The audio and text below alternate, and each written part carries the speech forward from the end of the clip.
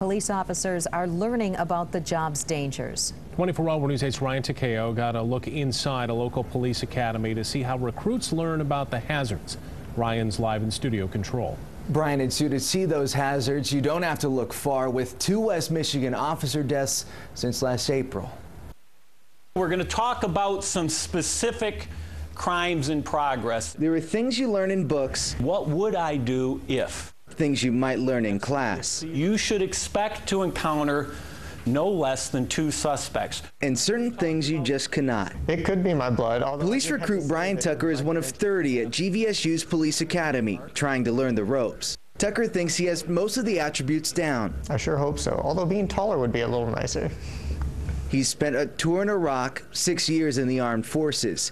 For him, joining the police force is his next goal. I've already served my country in one uniform, and what I wanted to really do was serve my community.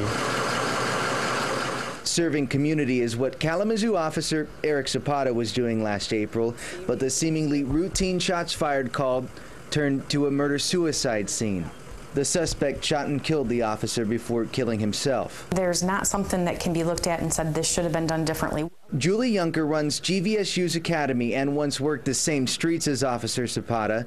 She was an officer at KDPS for 13 years. Especially with a fellow officer under fire, Eric Zapata had only one choice, and that was to get to that officer and help that officer. It really kind of gets your emotions going a little bit when you think about the people that gave their lives. Recruits are not taught the word routine. That's the reality of the job. I think any time a police officer dies, it makes it more real. In class, the reminder is right on the wall. If you look at the board behind me, there's a list of officers who have died in the last couple months. But still, there's only so much you can learn in their classroom. Until they put on the uniform and do the job, it still hasn't really become real. In Allendale, Ryan Takeo, 24-hour News 8.